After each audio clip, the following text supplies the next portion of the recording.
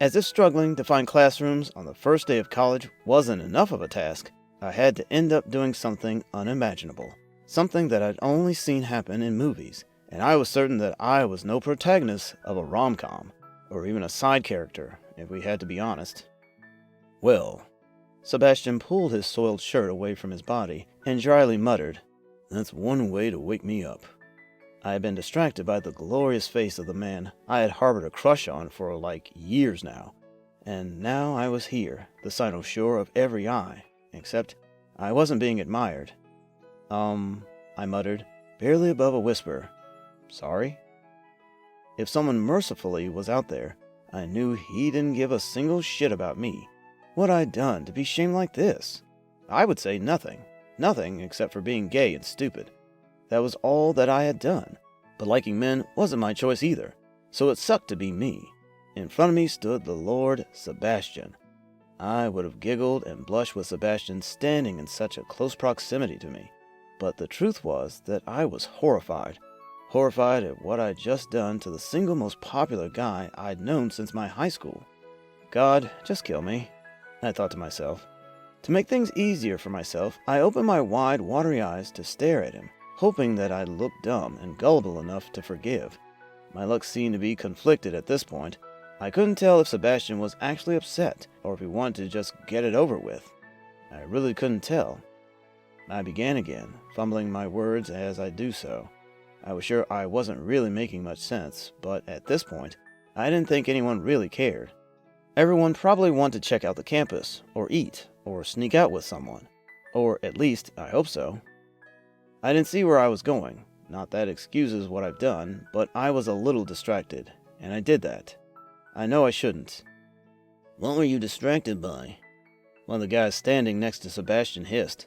He looked upset on Sebastian's behalf. I nearly groaned. Why should I answer this stranger? But I did. The coffee was hot, I said. It wasn't hot, and I knew Sebastian knew that, victim that he was of it. And I was looking for my classes on my phone, and I didn't see where I was going. My answer sounded final now, even though my expression probably said I was freaked out and embarrassed. Maybe this was the end of it all. Maybe this was the sign that I need to back off and hope less for getting a chance with Sebastian. "It's all right," Sebastian sullenly muttered, and threw his backpack at one of his friends. The guy caught it and nodded at him. Sebastian, however, kept his eyes trained on me. "Maybe you can just..." He stopped and pulled off the soiled shirt from his body, a move that left him shirtless and me in nearly a state of drooling. What the actual... "Clean it. We'll be even then." I was distracted by his physique, so much so that what came out of my mouth next was nothing but a garbled mess. In return, Sebastian only gave me a little scoff, like laughter, which my mind couldn't really comprehend, and patted my cheek before settling on one of the benches in the cafeteria. From here, I could hear them laughing and talking. I closed my eyes and sighed. That was one hell of a way of starting college. I put the shirt in my backpack and bought some lunch for myself. Maybe I could restart my campus search after some food. I had a million reasons to assume that everything that I could have built with Sebastian had ended by now, but just when I had finished my lunch, Sebastian tapped his fingers on my bench and asked if I still needed help with getting accustomed to the campus. I acted like a blubbering fool when I asked if he was going to beat me in one of the corners of the campus. He laughed and looked genuinely curious to know if I really thought of it like that. "No," I replied, and blushed and red with shame. "I'm just being stupid." I grabbed my bag and items and followed after him, very much aware of the eyes on us. "Thank you for this, really." "It's all right, Henry." "Oh," I replied, because it surprised me that he remembered me. "What?" He gave a little laugh. "I haven't forgotten you." Which also means... He stopped, grabbed his phone, and looked at something for a while. "Which means," he continued, "I still remember you have yet to reply to my text from over a year ago." He put his phone back and looked at me again. "Oh," I replied, feeling stupid. Even without him showing what the message was, I knew what he was talking about.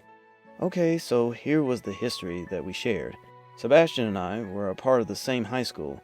He was a year older and already had a massive popularity among my peers and half of the high school by the time I found out about him. When I did find out about him, I immediately developed a crush on him. The crush was so huge that I couldn't even look him straight in his eyes. Then on a field trip, I got assigned a seat next to him. He did most of the talking, but by the time the trip ended, I had his number. He messaged me first, and he started talking. Whatever kind of conversation that we had ended one particular evening. The newly graduated students were throwing a party, and Sebastian had given me an invite, despite the fact that I was a year younger. I thought of it as a proposal, stupid as I was. When I reached there, however, I found him standing way too close to a girl for my comfort. Stupid as I was, instead of saying hello to Sebastian, I walked away from the party, my cheeks tear-soaked. I was heartbroken, even though I was sure there was a good 50-50 chance that he wasn't into guys to begin with. That was the reason why I hadn't replied to Sebastian. What I did sounded so embarrassing that I didn't even want to discuss it with anyone, much less Sebastian. Who knew he'd remember it? Not me. "It's all right," he said with a small reassuring chuckle. "I don't hold it against you." I bit the inside of my cheek from defending myself. Thankfully, Sebastian talked so much that it was impossible to spend my time wondering what it all really meant. Added to that was the size of the campus. By the time the clock hit 4, we were tired, bored, and exhausted. By now, Sebastian had brought us 2 overexpensive water bottles. "We don't even need to know half of these people," Sebastian said, and pointed 2 buildings in the distance. "Control room, basically. They keep track of everything. CCTV and shit." "Where's the library?" I asked, and looked around us. It was silent, and if not for the few staff members, we would have been the only 2 souls on this part of the campus. What was the point of making it so big, I wondered. "You want to go to the library?" Sebastian asked. "Right now?" I shrugged. "I kind of want to check it out. Is there a problem?" "No," he replied, and gave me a particular look that I couldn't for the life of me understand. "Let's go." No matter how much time you spend on looking for books, Sebastian began and leaned against one of the shelves. "You'll not have it." That sounded threatening. I looked at him, a little curious to understand what he meant by that. What does that mean? "The computers are not working. They will not issue books." "Oh," I replied. "What a bummer. When will they fix it?" Sebastian shrugged. "It's been weeks already. A month or so. I don't know. Can't ever tell with these guys. Each time it happens, we just hope they get it fixed before the end of the semester." "Sounds so unprofessional," I commented. "Unprofessional?" Sebastian said, and repeated my last word. "What about it?" "I don't know. It just sounds funny." He pushed his hands in his jean pockets and looked down at me. If I was sure he was into guys, I would have thought that to be a fond look directed at me.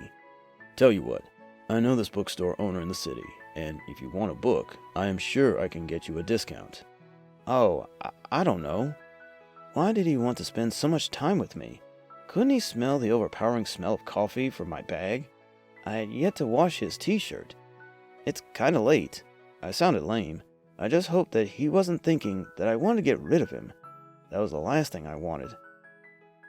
"It's not even 5, Henry." He nodded. "Let's go. I can drop you off at a bus stop, or get you a cab, whatever you prefer." When I returned home, I couldn't help but sneak into my bedroom first, drop dead on my bed, and scream into the pillow. The entire day was like something straight out of a rom-com, and I couldn't lie to myself. Maybe I could play the protagonist.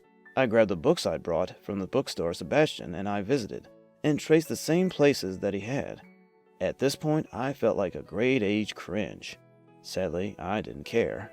I'd spent so many hours with Sebastian that I was sure that if we were ever to become boyfriends, he would make a perfect partner for me, and the very thought of that excited me to my core. I squeaked and stared up at the ceiling. I was only 18, and what had I made of my life? It was unbelievable. It wasn't until my mom knocked on my door and announced that dinner was ready that I prepared myself for the barrage of questions that I knew would be coming.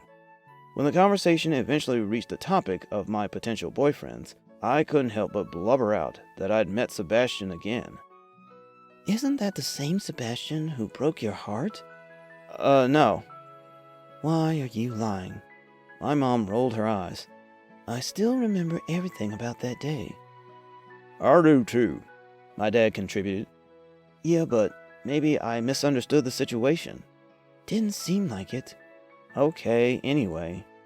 I shook my head. If we returned to the memories of that night, I wouldn't be able to look at Sebastian in his eyes the next morning. He promised to see me before either of our classes. Mom, Dad, he still looks perfect. His eyes, oh my God, his eyes. Here we go again, my dad mumbled, and focused on his food. I was ever so grateful to have such caring and supportive parents. Before going to sleep, I checked out my Instagram. Sebastian's story was hard to miss, and I couldn't help but look at it again and again. It was a picture of us. We clicked it in the bookstore with me in the background, surrounded by my books, and him at the front. I couldn't help myself. I had to take a screenshot of it. The next morning, I woke with several knocks at my bedroom door. I groggily looked up at the closed door and tried to understand what my mom was saying. I couldn't understand anything, so I sleepily mumbled a small, "What, Mom?" "Sebastian's here," she announced. I sat up on the bed almost immediately. "What?" My voice was a screech. Was I hearing it right? One look at my bedside clock, and I realized it was past 8. My classes would begin at 8:45. "Sebastian's here," she repeated. "He says he's come to pick you." "That doesn't make sense," I mumbled. Sebastian was supposed to meet me at the college, and definitely not at my home. The more I thought about it, the more bizarre the turn of events sounded. "Boy, you better get out there and say hello." "I am coming," I replied, and looked at myself in the mirror. I was sweaty, and I was worried I smelled. I needed a shower. Even so, I shyly arrived in front of a well-dressed Sebastian and waved at him. He waved back with a smile and said that he could wait a while for me to freshen up. I thanked him and freaked out in the washroom. Sebastian might have come to my home that morning for whatever reason. The reason could be as unfathomable as it could be, but that didn't mean it didn't start a setting between us. Commuting by bus usually took me 45 minutes to reach my college. Sebastian suggested that he could drive us both and save us 10 minutes tops in the process. And what better way to do a half an hour's commuting with someone you wanted to catch up with? Each time I stood outside my door waiting for him, I felt that smooth but lazy buzzing under my skin. This arrangement looked straight out of my many fantasies I dreamt about us throughout my high school years. The very fact that it was very real almost made me want to simultaneously vomit my guts out and scream in joy. Sebastian had that power over me. If that man wanted me to fold in a certain way, I'd do that in a heartbeat. No questions asked, no sir, no ma'am. It was during one of those days that I did the most unfathomable. "Here," he said, and dropped something in my hands. I opened it to find 2 chicken sandwiches wrapped in the foil. "I told my mom how much you liked her chicken sandwich." "Thank you," I said, and unknown to me, a blush crept up the apple of my cheeks. God, it was embarrassing how easily I blushed next to him and for him. "They are actually delicious." Sebastian chuckled and nodded. "Can only trust her on that." "Me too. Would you like some?" I asked, chewing on a sandwich. Sebastian nodded at his hands over the steering wheel. He was busy, he wanted to say. He couldn't eat it, even if he wanted to. And God forgive me, whatever the reason might have been, I picked up the other sandwich and brought it close to his mouth. What the hell was I doing? I realized my actions had consequences a little too late. He stopped the car at the red light, and I was holding out a chicken sandwich in front of his mouth. What was the situation? My face was flaming red, and it didn't help that Sebastian looked so amused. I said, my heart in my throat. Hell, I was so nervous. I was sure I was sweating under my clothes. Before I could pull my hand back, Sebastian grabbed my wrist and took a piece of the sandwich. I swallowed with shame. That was the hottest thing a man had done next to me. "Thanks," he said, and left my hand. The cars behind us were blowing out their horns, and I was sure I heard a few of them scream a few curses. But I was sure I was only paying half attention to all those details. My head was buzzing with those same old feelings, and suddenly all I wanted to know was if he liked me the way I liked him. My mornings with him always passed in a similar fashion. This has not only helped me bring him close, but I also finally got to know what really happened that day a year or so ago. It wasn't anything as dramatic as I had assumed it to be. Sebastian told me she was his ex, and that they'd just been catching up for the final time, before she had to leave for California soon after the exams.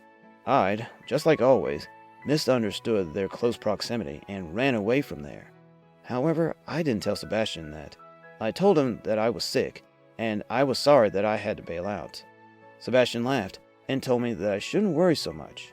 I could have told him, and he would have helped me in any way he could have. His words warmed my heart, and I couldn't help but wonder why it was all rushing back to the same old pattern. It wasn't like I hated it. It was only that I wasn't sure I was prepared for the onslaught of emotions that always rushed in whenever Sebastian stood a little too close for my comfort. And each time that it happened, I couldn't help but wonder if Sebastian felt the same way about me. It had rained last night, and so the air was a little cooler than usual. It was a respite from the warm days that we got these months, but I still couldn't help but shiver where I stood, leaning against Sebastian's car in front of the open fields he seemed to love so much. It was dark, and I had missed a call from my dad. I knew I should inform him where I was, or how late I was going to be, but it was hard to tear my eyes from my happy Sebastian. He was running bonkers in the field, and playing with a softball he said he always kept with himself. "It's nice," he said, when he finally returned to me. "It looks nice," I agreed. We missed our classes for this. To be honest, I was glad to be away from the campus ground. In recent times, I had observed people staring at me for longer than usual. Sometimes, I could feel disdain in their eyes, and sometimes envy. But most of all, I felt a hatred that stemmed from one particular girl from Sebastian's class. 99% of the time that I hung out with Sebastian and his group of friends, I'd see her looking at me. It felt great to be away from her judgmental eyes. "Just stay away from her. She's a little weird." Sebastian waved his hand and looked ahead at the open skies. It was likely that we'd see stars here, he said. "Sasha's been like that as long as I have known her." "Does she like you?" I couldn't help but ask. "Does she like me?" Sebastian repeated and then looked at me. "I don't know. More than likely she does, but I still don't care. What I care about, however, is if you're cold." I couldn't stop the smile that threatened to cover my face. "Kind of, yes." "Do you want a jacket?" he asked. Without waiting for an answer, he opened the door and grabbed a jacket. "I always keep an extra with me. That day taught me a lesson." I blushed. "I am sorry about that day." "You haven't returned my shirt." "Oh," I muttered, a little horrified at the realization. "I haven't? I remember keeping it in my bag. Did I not give it to you?" "It's all right," he said, and brushed a hand over my head. "Gosh," he said suddenly, and looked down at me, draped in his jacket. "You'd make a perfect boyfriend for me." And what was I supposed to do with that statement? Hell if I knew. Instead, I blushed with shame and wondered if he liked me. I found out I was very close to getting an answer in the next few weeks. To say that those weeks were entertaining was an understatement. The semester had properly started, and so did understanding the new ways of getting through another 3 years of higher studies. After one of my classes, Sebastian asked if I still wanted the books that he made us of in his first year, and I replied that I desperately needed those books and his notes to get through my calculus classes. We were still at the basics, but I assumed understanding it all even before the time would be more helpful than harmful. We were seated in the cafeteria, and 2 of Sebastian's friends were with us. So it was a completely innocent setting, but not to a certain individual, Sasha. Right before Sebastian could discuss a particular topic with me over the pathetic cafeteria lunch we were having, she dropped herself on the bench and glared at us. Or, more specifically, at me. "Are you a fag?" She pointed a perfectly manicured finger at me. "What the hell, Sasha?" Sebastian glowered at her. I shrunk a little. I was out to a lot of people, but not to the entire college. I suppose it would take me some time to be out and proud confidently. I did not appreciate her hissing the words so loudly. "Nothing that should bother you," I softly mumbled, unsure if she even heard it, but she hadn't looked away from Sebastian, so I assumed she hadn't heard anything. I was both glad and annoyed. She shrugged. "I'm just asking." "You can be respectful," he replied, and pushed a coffee cup in my direction. "Or just not ask at all. It's none of your business." Sasha's eyes seemed to follow each and every movement we were making. It was almost like she was here to dissect everything. "But it is my business," she insisted. "You see, I've been seeing this little rat around you a lot lately, and it's not making any sense to me." Few things make sense to you, Sasha. Not surprising. He leaned against the chair. Besides, I hang around with guys a lot. You've never asked me about them. "Because they don't look like fags." Get the hell away from here, Sasha. He sounded upset. "Even if I am, what's that to you?" I said. "See?" She gave a little hysterical laugh. "He's won." Sebastian looked at me and then back at her. And what's the issue with him liking guys? "He probably likes you, and that's disgusting. Who knows what he thinks and fantasizes about you?" You've done worse. Remember that fucking fan fiction that you wrote about us? Should I tell everyone about it? The words seemed to humble her, and she quietly got off the bench. "Don't tell anyone about that," she pleaded, but she didn't look apologetic about anything she'd said until now. "But stay away from him. It's fucking disgusting." Go away before I tell everyone about it. "Fuck you," she hissed at him. In your dreams. Sebastian rolled his eyes. After she left, it was silent between us four. My fingers were trembling when I flipped the pages of the book Sebastian was telling me about. When his friends excused themselves, Sebastian turned to me. Do you have a boyfriend? He asked. "No," I replied, a little more tersely than I intended to be. I'm not against it, Henry, if that's what you're wondering about. In fact, I snapped the book's close and stood up. "I don't need pity." He furrowed his brows. I'm not offering you any, he promised, and crossed his hands over the table. I'm just telling you that it's okay that you like guys, Henry. In fact, I like you. I stopped my movements and looked at him with my glassy eyes. "What's that supposed to mean?" I asked. He shrugged. I may have a crush on you. In fact, I think that's the reason why I was so hurt when you didn't show up at the party. "That doesn't make sense," I replied. I mean, have I made it difficult to understand? He rubbed his nape. I thought that desperately trying to spend time with you would be enough. "That wasn't," I replied. "But that's probably because I am silly." You're not silly, he said, and brought his hand close to mine. Our hands were still not touching, but I could still feel the heat coming off him. You're not silly, and even if you were, I'd still probably like you anyway. I was so overwhelmed by his confession that I couldn't help but ask, "Are you gay?" He shrugged. I always believed that was the reason why it didn't work out between Haley and me. In fact, I think if it wasn't for her, I wouldn't have ever arrived at the conclusion. "What conclusion?" I asked. That I like you. He answered with a small smile. It was almost like the universe hated the very fact that I was finally not single. There were two glaring ways it made sure it could get the point across. First, no sooner than Lord Sebastian had confessed his crush on me did my professor start handing us out 100 different assignments with as small deadlines as mine. I held the thought in. Now was not the time. Second, I assumed Sebastian shrugging off Sasha was enough for her to get the point and stay away from us. But with her, that wasn't the case. I had just finished my last class and desperately needed to use the washroom. The nearest one happened to be next to the gymnasium. It was silent, and I was grateful that I couldn't see anyone. I needed to do my business and get the hell out of there. In my hurry, I didn't notice Sasha sneaking behind me, and I didn't find out about it until I realized I was locked in the washroom and the lights were cut off. I had been washing my hands, so it didn't need a lot of imagination to know how I felt when the entire area was immediately shrouded in darkness. The little light coming from the window made the area more eerie. I backed away from it as my fear of the dark threatened to swallow me whole. With trembling fingers, I called my parents' numbers first. They unfortunately didn't pick up. I was immediately reminded of an old incident when my cousins had locked me in a dark room just like this. At that time, we all had been young and shameless in annoying each other.